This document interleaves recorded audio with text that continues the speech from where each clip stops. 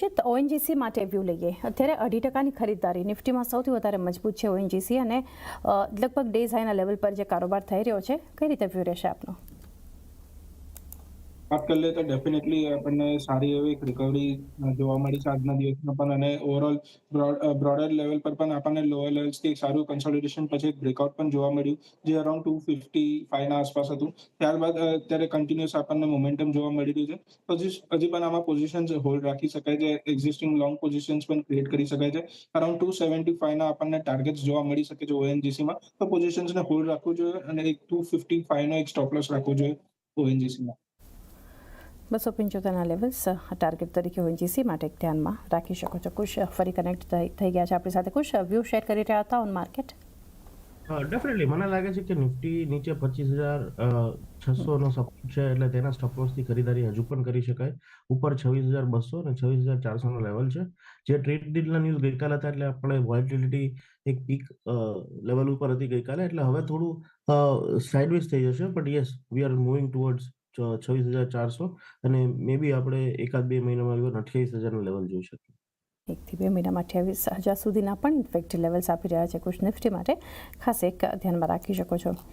ત્યારબાદ એક view Amit, call India માટે લગભગ 2% આસપાસ મજબૂતી અને 437 ડેઝ હાઈ પર આ સ્ટોક અત્યારે ટ્રેડ થઈ રહ્યો છે અને નિફ્ટીના ટોપ ગેનર્સમાંથી અત્યારે આપણે જોઈ રહ્યા છીએ કોલ ઇન્ડિયા પણ છે. કઈ રીતે વ્યૂ રહેશે અત્યારે? ઓવરઓલ આપણે જોઈએ તો થોડુંક wait and watch, overall setup positive છે. અપસાઇડમાં જે બ્રેકઆઉટ લેવલ બનતા પણ જોવા મળે છે 441 ના, 441 ના ઉપર આજના દિવસમાં નીકળે છે, ત્યારબાદ હું કહીશ કે લોંગની પોઝિશન ક્રિએટ કરવી જોઈએ. ઓકે, અશોક લેલેન્ડ માટેનો વ્યૂ નિશ્ચિત. વધુ એક ઓટો કંપની જે આજે ઓલ ટાઈમ હાઈના લેવલ્સ પહોંચ્યા છે, એક મજબૂતી જે બતાવી રહ્યું છે અત્યારે અશોક લેલેન્ડ, કઈ રીતે વ્યૂ રહેશે આપનો? એની પણ વાત કરીએ તો ડેફિનેટલી આપણને સારી એવી અપસાઇડ આ કાઉન્ટરમાં જોવા મળી છે, જે મંથલી ચાર્ટ્સમાં આપણને બ્રેકઆઉટ જોવા મળ્યું હતું અરાઉન્ડ 160 ના આસપાસ. ત્યારબાદ કન્ટિન્યુઅસ આપણને અપસાઇડ આ કાઉન્ટરમાં જોવા મળી છે અને ઓવરઓલ એક પોઝિટિવ મોમેન્ટમ કન્ટિન્યુ રહ્યું છે. એક ડેફિનેટલી પોઝિશન્સ અહીંયા પણ હોલ્ડ રાખી શકે છે. મીડિયમ ટર્મ ટુ લોંગ ટર્મમાં આપણને સારું 230 થી લઈને 250 ના લેવલ્સ જોવા મળી શકે છે. અત્યારે શોર્ટ ટર્મમાં થોડું પ્રોફિટ બુક કરવું જોઈએ, લોઅર લેવલ્સને વેઇટ કરવું જોઈએ. અરાઉન્ડ 193 192 ના આસપાસ આવે છે ત્યારે એક ફ્રેશ એન્ટ્રી લઈ શકે છે અશોક લેલેન્ડમાં. તો એક વ્યૂ અહીંથી અશોક લેલેન્ડ પર એક બનતો જોઈ રહ્યા છે. ઓટોમાંથી કુશ M&M જુઓ, અત્યારે ખરીદદારી ત્યાં પણ 3,590ના જે લેવલ્સ આપણને M&M બતાવી રહ્યું છે મજબૂતી સાથે, આપ કઈ રીતે સલાહ આપશો અહીંયા? ઓવરઓલ જોઈએ તો મને લાગે છે કે સારી તેજી ઓટો સેક્ટરમાં આવી શકે છે, કારણ કે ટ્રેડ ડીલના કારણે એક્સપોર્ટ્સમાં પણ સારી એક પાછું રિવાઇવલ આવશે. M&M મને લાગે છે કે જે રીતે આઉટ પરફોર્મન્સ કરી રહ્યું છે ઓટો સેક્ટરને સિન્સ ક્વાઇટ સમ ટાઈમ, હજુ પણ આવનારા દિવસોમાં આઉટ પરફોર્મ કરશે. બધી શોર્ટ ટર્મ મૂવિંગ એવરેજ છે એના સપોર્ટની ઉપર ક્લોઝિંગ આપેલા છે, બે કન્સિસ્ટન્ટ. તો 3480 ના સ્ટોપ લોસથી પોઝિશનલી M&M ખરીદારી કરો. ઉપરની સાઈડ 3640 પહેલું એક નાનું હડલ છે, એ ક્રોસ કરીશું તો આપણે 3790 સુધી લેવલ જોઈ શકીએ. ઓકે, 3,480નો એક સ્ટોપ લોસ, 3,640, 3,790 બે ટાર્ગેટ M&M પર ધ્યાનમાં રાખી શકો છો. અમિત, પીજી ઇલેક્ટ્રોપ્લાસ્ટ 4% ઉપર અત્યારે જે મજબૂતી આ સ્ટોક બતાવી રહ્યું છે, લગભગ ડેઝ હાઈની આસપાસ કારોબાર થઈ રહ્યો છે પીજી ઇલેક્ટ્રોપ્લાસ્ટમાં. જોઈએ તો બેઝ તો બનાવી રાખ્યું છે કાઉન્ટર એનાથી ડાઉનસાઇડમાં એન્ડ લોંગ ટર્મ સપોર્ટના હિસાબથી. અપસાઇડમાં આપણે જોઈએ તો કાઉન્ટર 590 થી 600 ના રેન્જમાં ઉભા રહ્યો છે, બટ એનું ક્લિયરન્સ થતા પણ જોવા નથી મળ્યું. રિસ્ક રિવોર્ડ વેરિયેબલ ઝોનમાં છે. અત્યારે આપણે જોઈએ તો કન્સલ્ટેશન ફેઝમાં ચાલતા પણ જોવા મળી રહ્યું છે. અગર મોમેન્ટમના હિસાબથી લોંગની પોઝિશન ક્રિએટ કરવી હોય તો હું કહીશ કે એનાથી 604 થી 605 ના ટાર્ગેટ માટે લોંગની પોઝિશન ક્રિએટ કરી શકાય. 604, 605 અને એક ટાર્ગેટ માટે લોંગની પોઝિશન ક્રિએટ કરી શકો છો પીજી ઇલેક્ટ્રોપ્લાસ્ટ માટે. MRPL માટે એક વ્યૂ લે નિશ્ચિત. MRPLમાં અત્યારે તો 3.5%ની મજબૂતી છે, 52 વીક્સ હાઈ બન્યા અને ઇનફેક્ટ 5 સેશન્સમાં 11-12%ના પોઝિટિવ રિટર્ન્સ છે અત્યારે. તો એક વ્યૂ લઈએ MRPL. આરપીએલની વાત કરીએ તો ડેફિનેટલી એક સ્ટ્રોંગ મોમેન્ટમમાં કાઉન્ટર જે લોઅર લેવલ આપણને 150 ના આસપાસથી કન્ટિન્યુઅસ અપસાઇડ જોવા મળી રહી છે. લાસ્ટ વીકમાં એક સારું એવું અપસાઇડ પણ જોવા મળ્યું છે. તો ડેફિનેટલી એમાં મોમેન્ટમ હજી પણ કન્ટિન્યુ રહી શકે છે. અરાઉન્ડ 200 સુધીના લેવલ્સ આપણને જોવા મળી શકે છે MRPLમાં. તો પોઝિશન જોઈએ તો હોલ્ડ રાખવી જોઈએ 200ના ટાર્ગેટ માટે. સ્ટોપ લોસની વાત કરીએ તો અરાઉન્ડ 175નો એક સ્ટોપ લોસ રાખવો જોઈએ. ₹10 સ્ટોપ લોસ સાથે આપણને 200 સુધીના લેવલ્સ MRPLમાં જોવા મળી શકે છે. તો 200 સુધીના એક લેવલ્સ ધ્યાનમાં રાખી શકો છો MRPL માટે. કુશ ગોકલદાસ એક્સપોર્ટ્સ ટ્રેડ ડીલના જે બિગેસ્ટ બેનિફિશિયરીઝ છે એમાંથી એક કાઉન્ટર અત્યારે પણ જુઓ સ્ટ્રોંગેસ્ટ વોલ્યુમ બેઝડ બાઇંગ આપણને આ જ કાઉન્ટર બતાવી રહ્યું છે. અત્યારે જે રીતે 790 આસપાસનો એક લેવલ્સ બતાવી રહ્યું છે ગોકલદાસ, કઈ રીતે વ્યૂ રહેશે?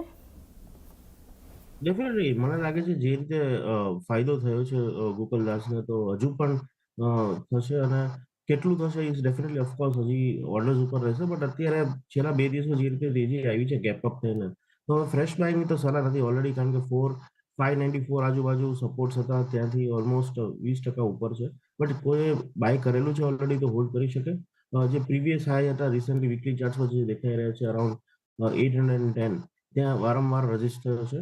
એટલે જો 810 ઉપર જાય છે જે લાસ્ટ યરનો એક રેઝિસ્ટન્સ હતો, તો મને લાગે છે 1020 ના લેવલ જોવા મળી શકે છે. સો ફ્રેશ બાઇંગ અવોઇડ, ઓલરેડી હોય એક્ઝિસ્ટિંગ પોઝિશન તો હોલ્ડ કરી શકે છે. વોલેટાઇલ રહેશે, so bye as a investment. નીચે 710 નો ટ્રેડિંગ સ્ટોપ લોસ.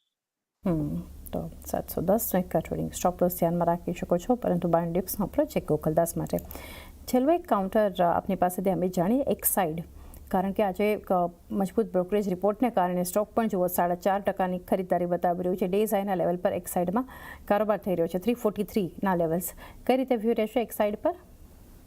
મને તો લાગે છે લોંગ પોઝિશન ક્રિએટ કરી શકાય. ઇન્ટરડે ફ્રન્ટ પર બી જે હિસાબથી કેન્ડલ ઓપન થતા પણ જોવા મળે, જે હિસાબથી લાગે છે કાઉન્ટર આજના દિવસમાં 350 થી 52 ના રેન્જમાં જવાની જગ્યા બનાવી શકે છે.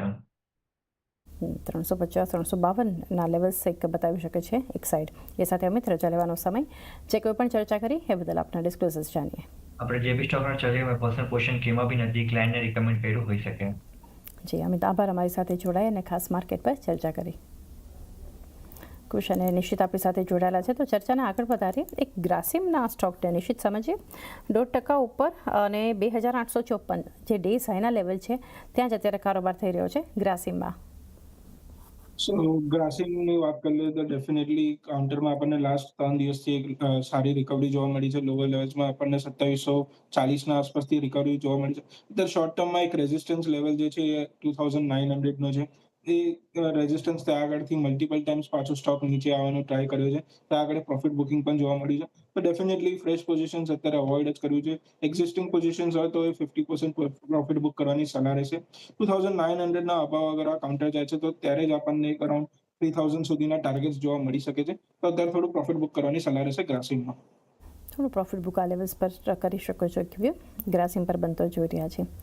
ત્યારબાદ એક કાઉન્ટર ધ્યાનમાં આવી રહ્યું છે કુશ, જીઈ વર્નોવા ટીએનડી ઇન્ડિયા લિમિટેડ. જીવી ટીએનડી એનએસસી કોડ છે. અત્યારે 7.5%ની ખરીદારી આ સ્ટોક આપણને બતાવી રહ્યું છે. ઇનફેક્ટ 52 વીક્સ હાઈના લેવલ પર આપણને આ સ્ટોકમાં પહોંચતા બતાવી રહ્યા છે. આટલી જ્યારે મજબૂતી આ સ્ટોકમાં છે, અહીંયા એક વ્યૂ લઈએ જીઈ વર્નોવા પર. તમે જોવો તો GE Vernova even before the trade deal announce 22 જાન્યુઆરીથી એક સારી રેલીમાં છે. નીચેની સાઈડ 2500 ના લો હતા, ત્યાંથી ઓલમોસ્ટ આપણે જોઈએ તો 30% ઉપર છે અત્યારે. તો મને લાગે છે ફ્રેશ પોઝિશનની, બટ ઓલરેડી જેને ખરીદારી કરેલી છે એ ટ્રેલિંગ સ્ટોપ લોસ 3390 નો રાખી શકે, જે 5 દિવસની એવરેજ છે. રિસન્ટ રેલીને કારણે મે બી નીજર રિએક્શન્સ આવે છે, તો લોંગ ટર્મ તો પોઝિટિવ જ છે. બટ સપોર્ટ્સ આર અરાઉન્ડ 3000, એટલે ફ્રેશ બાઇંગ અવોઇડ કરો. Around 3100-3200 is a good level two enter for investment. As a trader short term position બનાવેલી હોય તો 3390 નો સ્ટ્રિક્ટ ટ્રેલિંગ સ્ટોપ લોસ, ને ઉપરની સાઈડ 3850 ઉપર જાય તો પ્રોફિટ બુક કરી દેવો છે.